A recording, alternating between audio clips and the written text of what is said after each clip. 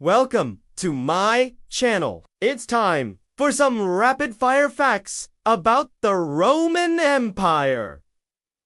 Rome was not built in a day, but if you're hoping to explore all of its ancient ruins, you can do it in 8 minutes. No, 1. The Roman Empire was founded by Romulus, who killed his twin brother Remus after the two of them had been raised by a she-wolf. Romulus is considered to be the first king of Rome, which according to legend took place in the year 753 BC. While there's no historical evidence supporting this story, archaeological findings suggest that settlements did exist in central Italy around the time the traditional founding date would have been. This early settlement would eventually become the city of Rome.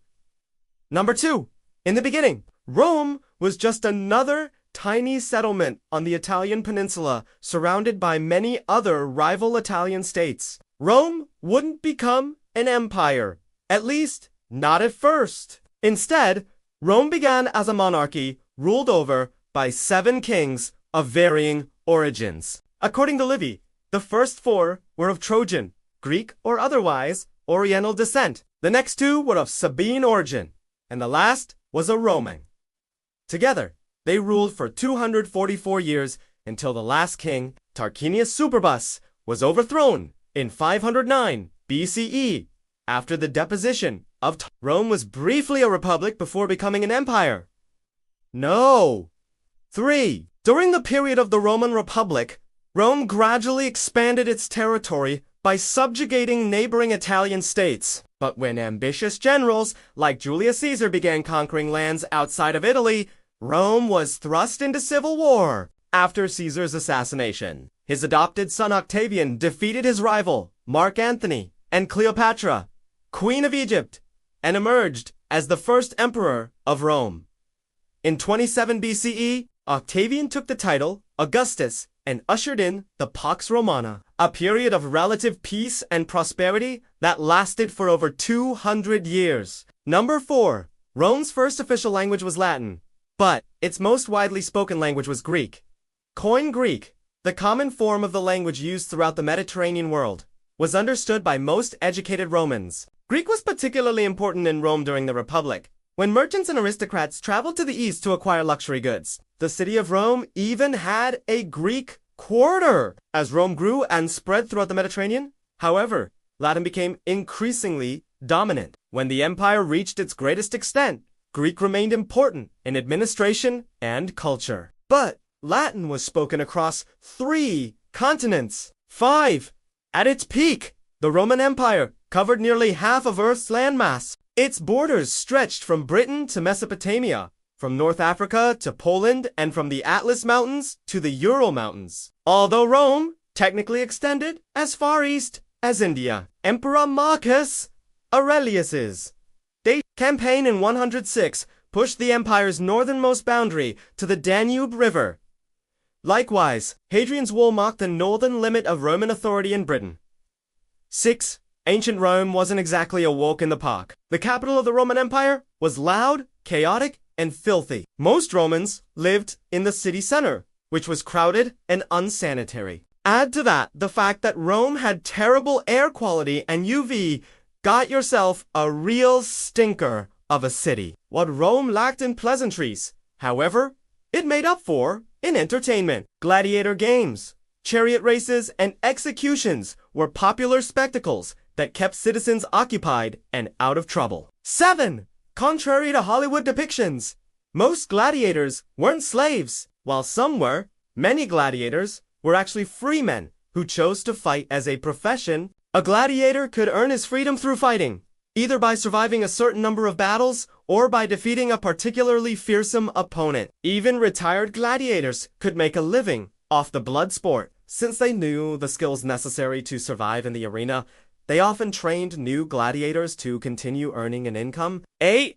Chariot racing in ancient Rome was a big deal. Chariot drivers were celebrities, and the 8-horse chariots that raced in the Circus Maximus could reach speeds of up to 40 miles per hour. Ben, chariots weren't the only mode of transportation whizzing around the capital of the Roman Empire. There were also tricycles called quadrigae that were drawn by 4 horses and could carry passengers along well-paved roads throughout the empire. Thanks to aqueducts and efficient road systems, travel was relatively easy within the Roman Empire.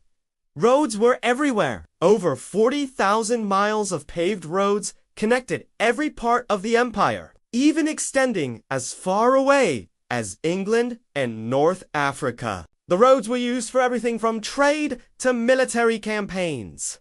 Travelers could easily move around the empire. Of course, if you were traveling by foot, horseback, or cart, the journey might take a little longer than if you were driving a chariot. Number 10.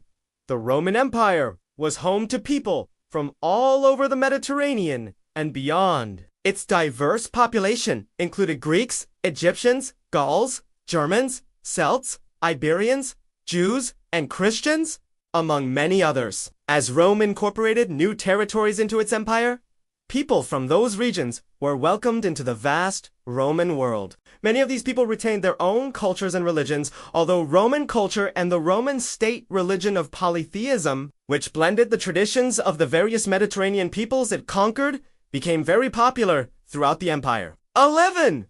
The Roman pantheon was vast. Early Rome's many local cults were absorbed into a state religion with a dozen major gods and goddesses. Jupiter, Neptune, Pluto, Mars, Mercury, Venus, Minerva, Juno, Apollo, Diana, Vestas, Saturn, Ceres, the 12 Olympians, plus the occasional demigod, like Romulus, Hercules, and Aeneas. Number 12.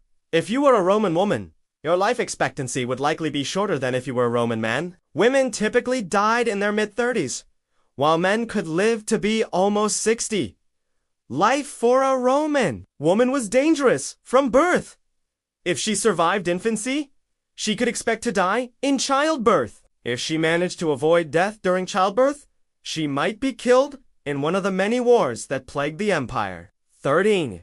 If you want to visit Rome, you'd better hurry. A great deal of the city has been lost to time, destroyed by earthquakes, volcanic eruptions, and floods. Only about 13% of ancient Rome still exists today. Still, the Colosseum, Pantheon, Palatine Hill, Roman Forum, and Largo di Torino are must-sees for any fan of the empire. Number 14. Ancient Rome is mostly known for its impressive architecture and engineering feats. The Colosseum, Pantheon, and aqueducts are marvels of the ancient world. However, many structures from this time period have been lost due to earthquakes, flooding, and other natural disasters. Earthquakes, in particular, caused extensive damage throughout the city. King's Pompeii was destroyed by a volcano. In 79 CE, Mount Vesuvius erupted, burying the nearby city of Pompeii under 20 feet of ash and pumice. Archaeologists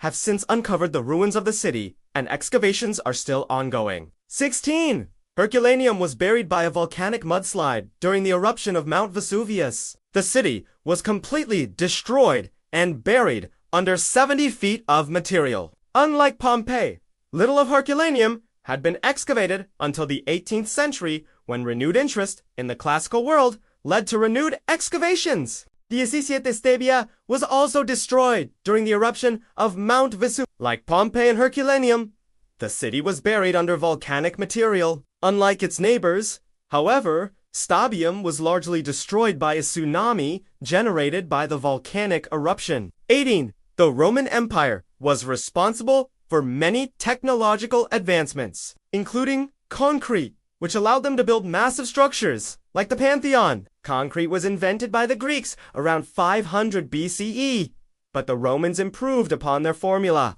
Roman concrete was made by mixing volcanic ash from Mount Vesuvius with lime, aggregate, and water. Because of its superior strength, durability, and water resistance, Roman concrete allowed the construction of large buildings, bridges, roads, and other structures that remain standing to this day. 19. Road construction, aqueducts, and public works contributed significantly to the success of the Roman Empire. The Romans created an extensive network of roads that facilitated trade, communication, and military movement. They also built aqueducts to bring fresh water into the cities, These engineering marvels are a testament to the ingenuity of the Roman people. 20. The Pax Romana ushered in an era of peace and stability throughout the empire. During this time, the Roman military was at its most powerful, and the borders of the empire were secure. This allowed for the free flow of trade and the exchange of ideas throughout the empire, contributing to the cultural achievements of the Roman world. 21. The Roman legal system was a significant development in the history of law. The Romans codified their laws and established a system of courts and judges to administer justice. Their concept of due process and the presumption of innocence influenced legal systems throughout Europe and beyond. 22. Roman art and literature are celebrated for their beauty and sophistication. From the sculptures of Augustus and Antinous to the poetry of Virgil and Horace, Roman culture left a lasting legacy on Western civilization. Their artistic achievements reflected the grandeur and power of the empire, while their literature explored themes of love, war, and the human condition. 23. The Roman Empire had a profound impact on the course of world history. Its territorial expansion and cultural influence spread throughout Europe, North Africa, and the Middle East. The Romans' contributions to law, engineering, and governance have had a lasting impact on modern society. 24. The fall of the Roman Empire is a complex and controversial topic. While the empire eventually crumbled, its influence continued for centuries. The decline of Rome can be attributed to a combination of factors, including economic decline, political instability, and the rise of Christianity. And no! 25. Studying the Roman Empire provides valuable insights into the development of Western civilization. By understanding the rise and fall of Rome, we can gain a deeper appreciation for the foundations of our modern world. The Romans' achievements and failures serve as a reminder of the complexities of power and the importance of civic engagement. Which fact about the Roman Empire surprised you the most? Let us know in the comments below. And don't forget to subscribe for more history. Thanks for watching.